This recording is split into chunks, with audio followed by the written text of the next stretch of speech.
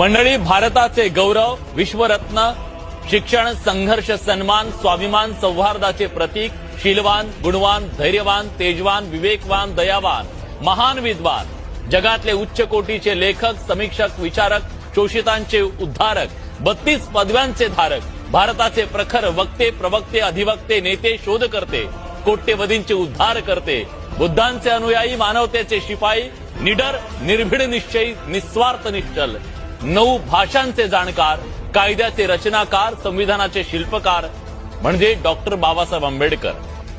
आज बाबासाहेबांची जयंती. शिक्षण, संघर्ष आणि सन्मान या 3 शब्दात ज्यांनी कोट्यवधींच्या आयुष्याचं सगळं सार मांडलं, त्या महामानवाला आज वंदन करण्याचा दिवस. लोक म्हणतात ते फक्त कायद्याचे जाणकार होते, मी म्हणतो ते अन्यायाविरुद्ध धगधगणारी मशाल होते. लोक म्हणतात ते संविधानाचे शिल्पकार होते, मी म्हणतो ते या देशातल्या शेवटच्या माणसाला माणूस म्हणून जगण्याचा अधिकार देणारे महान नेते होते.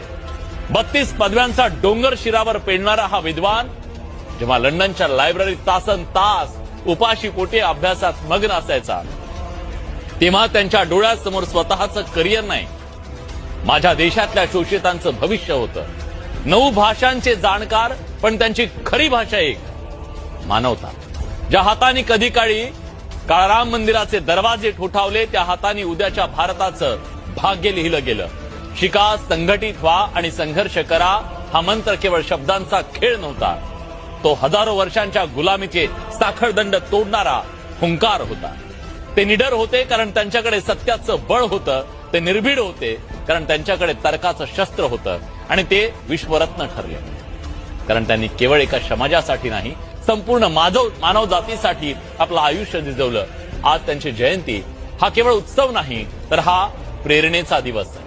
आजच्या दिवशी आपण स्वतःला विचारलं पाहिजे की बाबासाहेबांच्या विचारांचा वारसा आपण किती जपला. समता, बंधुता आणि न्याय या मूल्यांसाठी आपण किती झटलोय, किती झटतोय.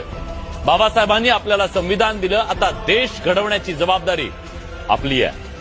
आणि त्या सूर्यासारख्या प्रखर तेजाला, त्या अथांग ज्ञानाच्या सागराला आणि कोट्यवधींच्या उद्धारकर्त्याला नमन करूया.